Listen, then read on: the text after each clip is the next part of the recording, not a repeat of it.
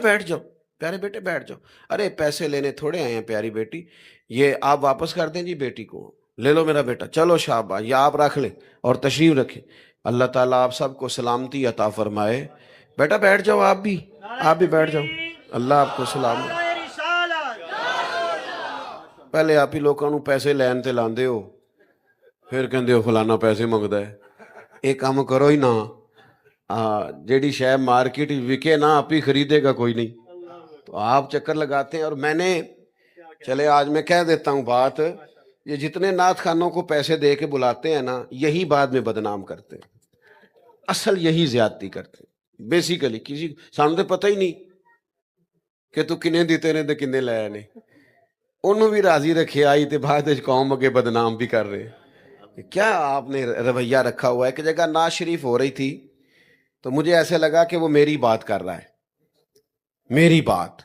مرحوم اعظم چشتی علیہ رحمہ کا وہ کلام پڑھ رہے تھے کہ تیری نسبت نے سوارا میرا انداز حیات, میں اگر تیرا نہ ہوتا تو سگے دنیا ہو.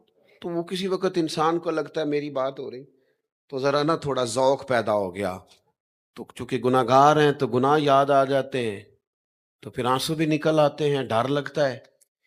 تو کچھ 4 آنسو بھی گر گئے. تو میں نے ساتھ والے سے کہا کہ میزبان سے کہ بڑا مزہ آیا, کہندا انہیں 80,000 روپیہ لے آ جی. میں کہا تو ذرا ٹھہر کے دس لینا سی, سانو سواد تے لے لینے دا چٹ کو. تھوڑا ٹھہر جاتا. اور پھر میں نے اسے اگلی بات کی, 40 کا یا 80 کا مجھے صحیح یاد نہیں. میں نے کہا یار جتنا آج اس نے خوبصورت پڑھا ہے نا, اور جتنا ذوق آیا ہے, 40 تھوڑا ہے. ہاں یہ جو اس نے آج کیا ہے نا, آپ بات کو سمجھے تو صحیح. ہم نے ماحول عجیب کر دیا ہے, اس میں نورانیت کمرشلزم آ گیا, مزہ نہیں, کیف نہیں. وہ جو چیزیں جن کی کوئی قیمت ہی نہیں تھی, درد کی بھی کوئی قیمت ہوتی ہے, عشق کی بھی کوئی قیمت ہوتی ہے, آنسو کی بھی کوئی قیمت ہوتی ہے, محبوب سے غلام کے رشتے کا بھی کوئی وزن ہوتا ہے. تم نے ان چیزوں کی قیمتیں لگا دی جن کی قیمتیں ہے ہی کوئی نہیں, جن کا ریٹ لگا ہی کوئی نہیں سکتا. کیا کریں, کس موضوع کو چھیڑیں اور کون سا درد آپ کے سامنے رکھیں. بس اتنا کہتے ہیں, باقی سارے تذکرے چھوڑ دو, مدینے والے کی بات کرو. میرے دل آمنہ کے لال کی باتیں کریں. جا بیٹھ جا, حضور کی بات سن, نبی پاک کی بات کر, حضور کا تذکرہ.